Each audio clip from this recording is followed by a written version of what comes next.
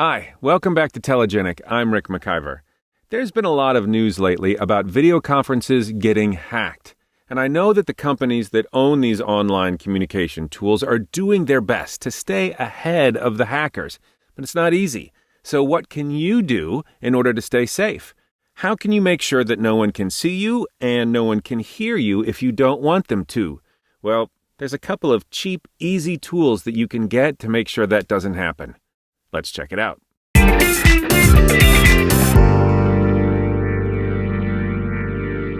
Tip number 1, camera cover.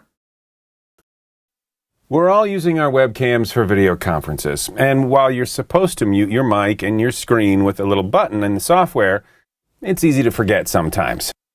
That's where this guy comes in. It's a little piece of plastic that you put over your webcam, and it has a little shutter on it. The shutter just slides closed. And you're muted. How amazing is that? It's better than using a sticky note because those can fall off and they look ugly and they let that glowy light in. So you don't want that. This looks very professional, blends in with the whole thing. It's great. And for 5 of them, it was just a couple of bucks. Well worth it. Tip number 2, microphone mute. So a while back, Mark Zuckerberg was in a picture holding an Instagram frame, and he got a lot of flack for what was in the background of the photo. His own laptop had a piece of tape covering the mic input.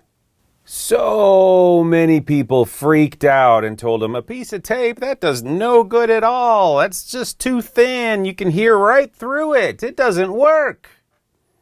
They were wrong. Let me show you. Okay, for this, I'm going to switch over to my laptop, and I'm sorry for the potato quality. This laptop is like eons old. Eons old. Eons, I say. Anyway, what you're looking for is the microphone input, and you can find that if it's on a laptop, usually on the side. Let me show you. That's it, right there. Those are the holes right there. That's the microphone. That's where the sound goes in. You see, microphones, like this one, convert our sound into electronic signals.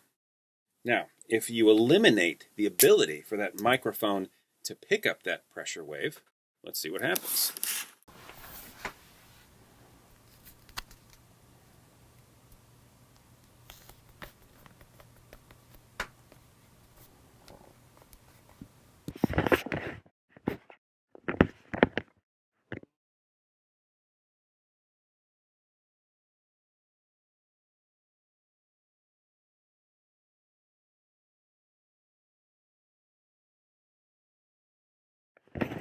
Let me peel that right off of there.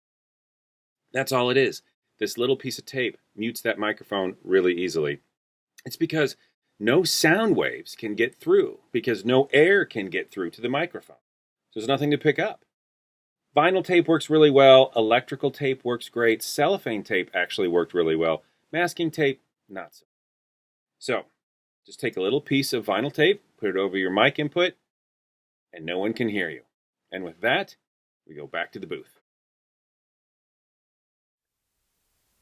So there you go. It really is just that easy.